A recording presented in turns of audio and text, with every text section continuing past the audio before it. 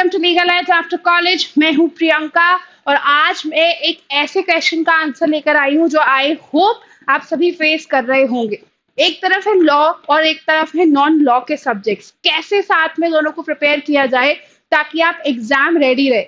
बात कर रही हूँ मैं सेबी ग्रेड ए के एग्जाम प्रिपरेशन की, और ये मैं सोच रहा कि नोटिफिकेशन नहीं आया है तो प्रिपरेशन स्टार्ट करो या नहीं करो। भाई प्रिपरेशन स्टार्ट कर दो, it's a wonderful opportunity for a government job, right. अब 5 सालों से यानी कि या फिर 3 सालों से जो भी हमारा लॉ का सफर रहा है वहां हमने लॉ के सब्जेक्ट्स पढ़े हैं।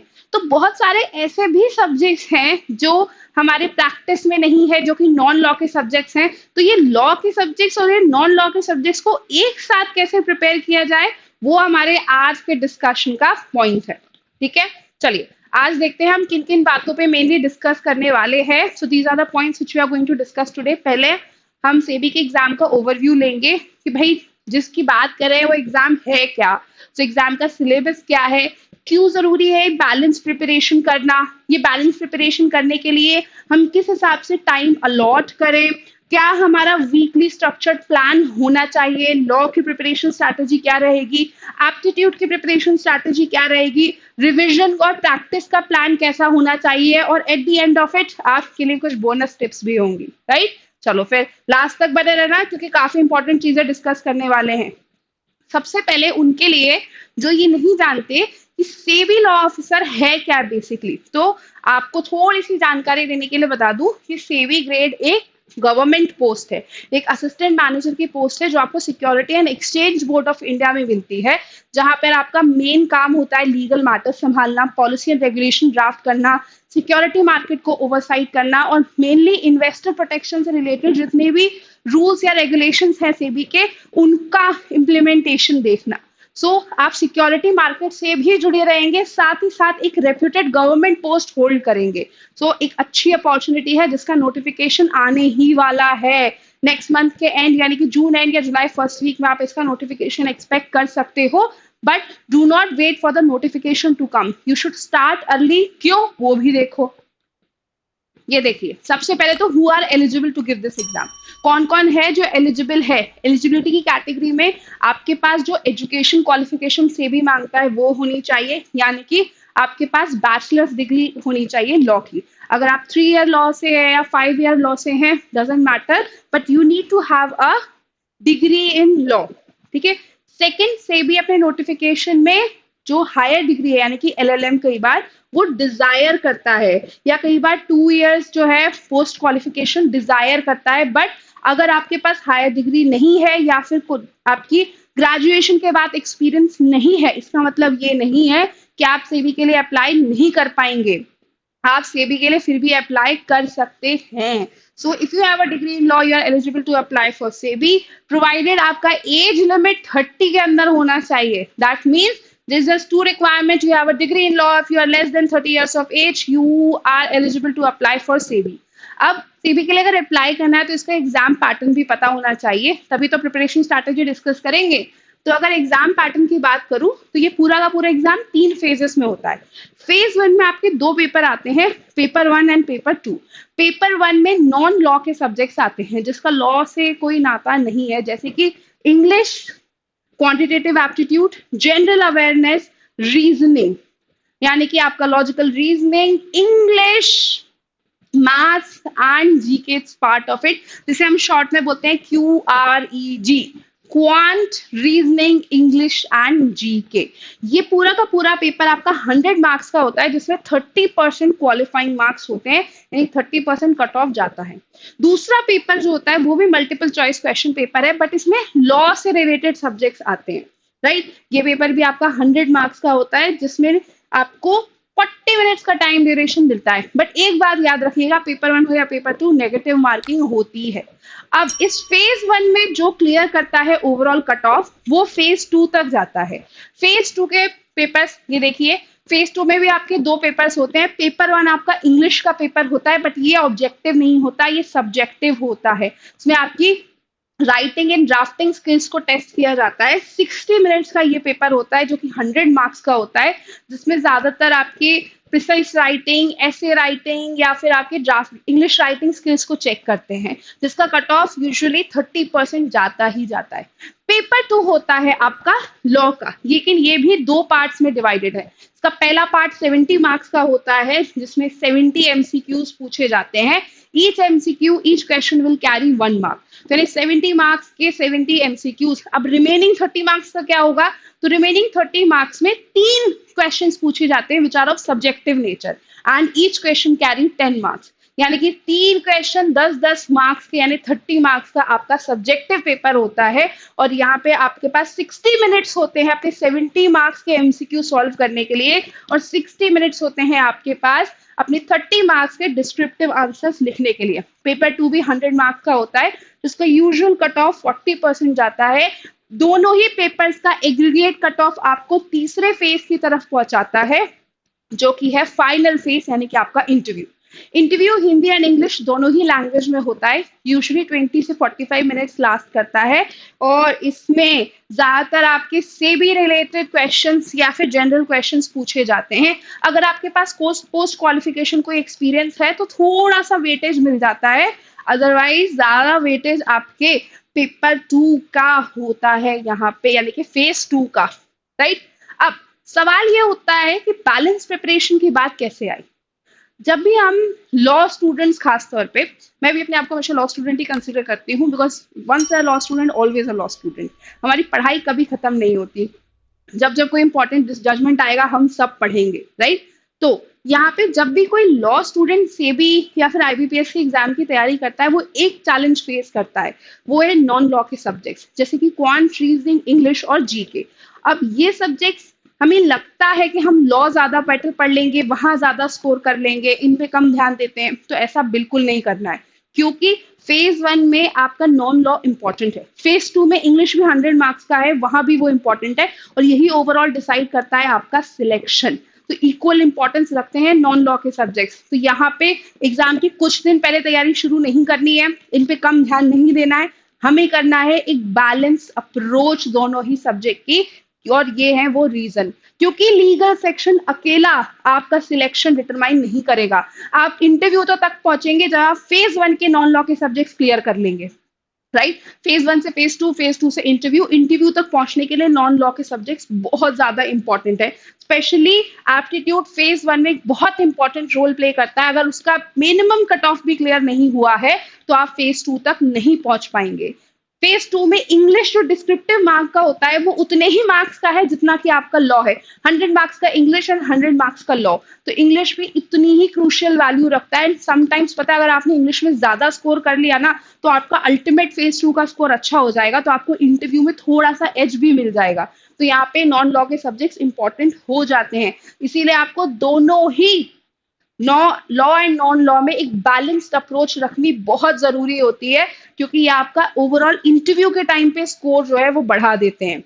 एसबीआई एनालिटिकली साउंड माइंड को देख रहा है। लीगली साउंड माइंड तो चाहिए ही चाहिए, पर एनालिटिकली साउंड माइंड भी चाहिए। उसके लिए नॉन लॉ के सब्जेक्ट्स उतने ही इंपॉर्टेंट हो जाते हैं जितने कि लॉ के सब्जेक्ट्स इंपॉर्टेंट है। तो सवाल ये उठता है कि अगर कई सालों से मैथ्स नहीं पढ़ा है, रीजनिंग नहीं पढ़ा है, जीके या करंट अफेयर से थोड़ा सा कनेक्शन टूट गया है, तो फिर इन्हें प्रिपेयर कैसे किया जाए? बहुत सिंपल है। वो पूरा का पूरा अप्रोच हम यहाँ देखेंगे। सबसे पहले अपना टाइम अलोकेशन डिसाइड करो, कितना सब टाइम लॉ के लिए देना है, कितना टाइम नॉन लॉ के लिए देना है। और यहाँ पे आई ऑलवेज सजेस्ट 60-40 का रेशियो, राइट। Start with 60-40। अभी I know that you are not comfortable with non law subject, काफी टाइम से मैथ्स और रीजनिंग नहीं छुआ है, तो you can do 60-40। 60% of the time आप लॉ के सब्जेक्ट्स के लिए दीजिए, 40% ऑफ द टाइम आप एप्टीट्यूड के सब्जेक्ट्स के लिए दीजिए। लेकिन इसका एक एक्सेप्शन है, और वो एक्सेप्शन है आपका current affairs. Current affairs GK ऐसा सब्जेक्ट है जिसको आपको डेली पढ़ना है। डेली नई नॉलेज आ रही है, डेली नई इंफॉर्मेशन आ रही है, तो आपको इसको डेली पढ़ना ही पड़ेगा। इसे डेली पढ़िएगा, सो रिविजन डेली रखिएगा, राइट। फॉर एन एग्जाम्पल, अगर आप 5 आवर्स पर डे पढ़ रहे हैं तो 60-40 के रेशियो के हिसाब से आप 3 आवर्स जो है लॉ को दीजिए, 2 आवर्स एप्टीट्यूड को दीजिए। एक्सेप्शन इज जीके यानी कि एडिशनल 1 आवर या एडिशनल हाफ एन आवर तो आपको जीके को देना ही देना है। शुरुआत में कोशिश करिए कि आप एप्टीट्यूड पे ज्यादा फोकस करिए जब तक आपका फेज 1 नहीं आता। जैसे आपका फेज 1 होगा स्लोली स्लोली अपना शिफ्ट जो है फेज 2 में लॉ सब्जेक्ट्स पे डाल दीजिए, क्योंकि फेज 2 पे तभी पहुंचोगे जब फेज 1 का लॉ जो नॉन लॉ जो है वो क्लियर हो जाएगा। So initially focus on the aptitude, slowly slowly shift your focus to law subjects, right. तो ये तो आपकी टाइम अलोकेशन स्ट्रैटेजी होनी चाहिए। अगर आप अपना वीक वाइज प्लान बना रहे हैं तो you can make your plan for a week like this, right. Monday to Saturday, देखो वीक में होते हैं 7 डेज, मंडे टिल संडे, है ना। सो मंडे टू सैटरडे क्या करो, सुबह उठ के 2 आवर्स तो लीगल के टॉपिक्स के लिए दे दो, ठीक है। You can study the subject, for example constitution, तो आप कॉन्स्टिट्यूशन पढ़ लो, ठीक है। बाद में आफ्टरनून में कोशिश करो कि 1 आवर जो है करंट अफेयर्स एंड जीके के लिए दो, डेली देना जरूरी है करंट अफेयर्स एंड जीके के लिए। फिर इवनिंग में ट्राई करो कि एटलीस्ट 2 आवर्स जो है या फिर 3 आवर्स जो है आप एप्टीट्यूड के लिए दो, पर यहाँ पे प्रैक्टिस भी साथ साथ करना है, because quant and logical reasoning ऐसे सब्जेक्ट्स हैं जो प्रैक्टिस मांगते हैं, तो यहाँ पे प्रैक्टिस भी साथ साथ करते रहना है। So this should be a plan for Monday to Saturday. अब बचा Sunday, Sunday is a day to check where do you stand. तो संडे में आपको क्या करना है, आपको अपना फुल लेंथ मॉक टेस्ट देना है, ये देखने के लिए आप कहाँ स्टैंड करते हैं लॉ में भी एंड नॉन लॉ में भी। पर ये बात ध्यान रखना कि मॉक देने का मतलब ये नहीं है कि उसको एनालाइज नहीं करो। Make sure you analyse your mock so that you can revisit and revise your weak areas, क्योंकि आपको यहाँ पे पता होना चाहिए कि कौन सा ऐसा एरिया है जो ज्यादा डिमांडिंग है, कहाँ पर हम वीक पढ़ रहे हैं, कहाँ पे हमें ज्यादा फोकस करने की जरूरत है। अगर इनिशियली ऐसा लग रहा है कि इतनी लंबी सिटिंग नहीं बन पा रही है तो you can always go for Pomodoro technique. Pomodoro technique बहुत सिंपल है, study for 25 minutes, take a 5 minute break, study for another 25 minutes, take a 5 minute break. पर ध्यान रखना कि वो ब्रेक सिर्फ 5 मिनट्स का ही हो, 5 से इंस्टाग्राम स्क्रॉल करते करते 15 मिनट का नहीं बन जाए, right. So this should be your weekly plan. अब इस पूरे वीक में लॉ को कैसे अप्रोच करना है और नॉन लॉ को कैसे अप्रोच करना है, तो अगर मैं लॉ के सब्जेक्ट्स की बात करूं, so this should be your approach और strategy for the law subject. पहले सबसे पहले पीवाईपी से एनालाइज करो, देखो सेबी किस तरह के क्वेश्चन पूछता है, सेक्शन बेस्ड क्वेश्चन पूछता है, कंसेप्ट बेस्ड क्वेश्चन पूछता है, केस लॉ बेस्ड क्वेश्चन पढ़ता है। एक बार जब previous year question paper analyse कर लो तो फिर सिलेबस को एनालाइज करो, कौन कौन से वो सब्जेक्ट्स हैं जो फेज 1 में आते हैं जिसको पहले अप्रोच करना है, कौन कौन से वो सब्जेक्ट्स हैं जो फेज 2 में आते हैं। जैसे सेबी और सेबी एक्ट और उसके रेगुलेशंस फेज 2 में आते हैं, तो उसको आप बाद में भी अप्रोच कर सकते हो, right. So analyse the syllabus, then begin with the core subjects. इसमें सबसे ज्यादा क्वेश्चंस आते हैं जैसे कि constitution, security laws, company law, contract law, criminal procedure, अब तो भारतीय न्याय संहिता हो गया है भाई, और उसके बाद तुम्हारा सिविल प्रोसीजर कोड। ये कोर सब्जेक्ट्स हैं जिसमें ज्यादा से ज्यादा क्वेश्चंस पूछे जाते हैं, तो begin with the core subject. इसे अप्रोच करने के लिए फर्स्ट बेयर एक्ट, सबसे बड़ा तरीका। बेयर एक्ट तो अवॉइड करना ही नहीं करना है। बेयर एक्ट पढ़ते वक्त आप शॉर्ट नोट्स बना सकते हो, नोट्स को शॉर्ट ही रखना, हो सके तो 1 लाइनर में, क्योंकि रिवीजन के टाइम पे बहुत काम आएंगे। रिवीजन करना बहुत ईजी हो जाएगा, इन डेप्थ नोट्स बनाओगे तो रिवीजन बहुत टाइम टेकिंग हो जाता है। कोई भी सब्जेक्ट खत्म करने के बाद जितने एमसीक्यू सॉल्व कर सकते हो उतने एमसीक्यू सॉल्व करो। If you need resources you can refer to SEBI के ऑफिशियल डॉक्यूमेंट्स जो सेबी के वेबसाइट पे अवेलेबल हैं for security laws. You can refer to Legal Edge after college. अभी हमने रिसेंटली ही अमेजोन पे जो है सारे के सारे गवर्नमेंट लॉ ऑफिसर्स के सैम्पल पेपर्स की बुक निकाली है, because it was difficult to find previous year question papers of IBPS and SEBI. तो previous year question papers and sample papers दोनों ही आपको अमेजोन पे अवेलेबल हो जाएंगे, आप वहां से प्रैक्टिस कर सकते हो। कई जगहों पे आप यूट्यूब लेक्चर से क्लैरिटी ले सकते हो। तो ये तो हुई आपके लॉ की प्रिपरेशन। अब सवाल उठता है कि नॉन लॉ यानी कि एप्टीट्यूड की प्रिपरेशन कैसे करनी है। तो इसमें हम सब्जेक्ट वाइज चलेंगे कि हमें प्रिपरेशन करनी कैसी है, ठीक है। चलो देखो, अगर इंग्लिश की बात की जाए तो you need to focus on grammar, vocabulary, comprehension. Wren and Martin best source, उसके अलावा उससे बढ़िया कुछ नहीं है। क्वांट की बात की जाए अगर, तो आपको अपने अर्थमेटिक्स पे ज्यादा फोकस करना है, जैसे percentage related questions, ratio related questions, जो भी 10th तक का मैथ्स है उसके लिए आर एस अग्रवाल आप रेफर कर सकते हो। लॉजिकल रीजनिंग की बात की जाए, वर्बल नॉन वर्बल रीजनिंग्स में, तो आप puzzles, arrangements, blood relations related questions जो आते हैं वो, कई बार सिलॉजिज्म रिलेटेड क्वेश्चंस आते हैं, इन्फरेंस रिलेटेड क्वेश्चंस आते हैं, आप उन पे फोकस कर सकते हो। ठीक है। जीके की बात की जाए तो आपको डेली करंट अफेयर्स पढ़ने ही पढ़ने हैं, उसको अवॉइड नहीं किया जा सकता। बस फोकस आपको रखना है फाइनेंस, बजट या फिर सिक्योरिटी रिलेटेड न्यूज़ पे। तो आप सेबी न्यूज़ को भी फॉलो कर सकते हो यहाँ पे। तो आप बहुत सारी एप्स जो कि अवेलेबल हैं, आप उनको रेफर कर सकते हो करंट अफेयर्स या फिर जीके के लिए। But this is one thing you need to do on daily basis, right. अब सबसे बड़ी चीज यहाँ पे रिविजन इन प्रैक्टिस कैसे करनी है, क्योंकि एक बार पढ़ लिया है लेकिन उसको रिवाइज नहीं किया है और प्रैक्टिस नहीं किया है ना, तो एग्जाम टाइम पे वो प्रिपरेशन जो है हेल्प नहीं करेगी। तो रिविजन और प्रैक्टिस को लेके क्या तरीका होना चाहिए, ये देखो। सबसे पहले मेक श्योर कि डेली 30 मिनट्स जो है रिवीजन के लिए निकालोगे ही निकालोगे। अगर 2 आवर्स लॉ के लिए दे रहे हो तो you study for 1.5 hours, but 15 minutes 20 minutes last में या 30 मिनट्स में रिवाइज करो जो उस दिन तुमने पढ़ा था, और नेक्स्ट डे नया टॉपिक स्टार्ट करने से पहले revise what you have studied a day before. बहुत इंपॉर्टेंट है ये। वीकली कोशिश करो एटलीस्ट 1 से 2 फुल मॉक्स दे ही दो, तभी पता चलेगा कि प्रिपरेशन राइट ट्रैक पे है या नहीं, कौन से तुम्हारे स्ट्रॉन्ग एरियाज हैं, कौन से तुम्हारे वीक एरियाज हैं। तो मॉक्स is something which is very important. But post mock जो तुम्हें करना है वो करना है एनालाइज तुम्हारे मॉक्स को, कि where did you go wrong, how to improve your accuracy, how to improve your time management, and which are the areas which require more focus, right. कोशिश करो कि मॉक का एक लॉग क्रिएट करके रखो, मॉक लॉग थोड़ा सा vibing है ना।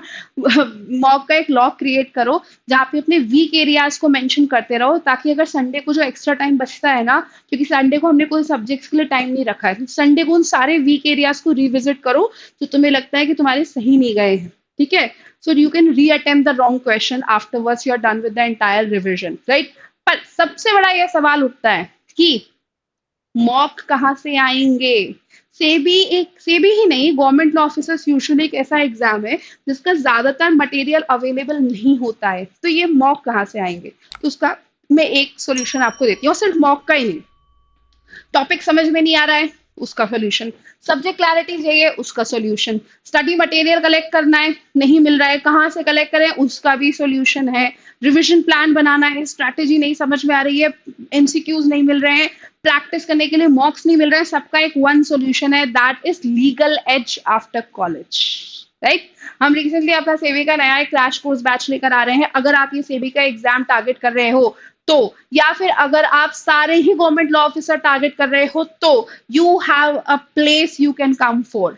यहाँ आपके पास लाइव क्लासेस हैं, आपके पास रिकॉर्डेड क्लासेस हैं। अगर आप लाइव नहीं देख सकते, अपने पेज पर उन्हें रिकॉर्डेड देखिए। आपको पूरा का पूरा study material just totally focused on your exam available करवाया जाएगा, ताकि रिसोर्स कलेक्शन में आप अपना टाइम ना दो, राइट।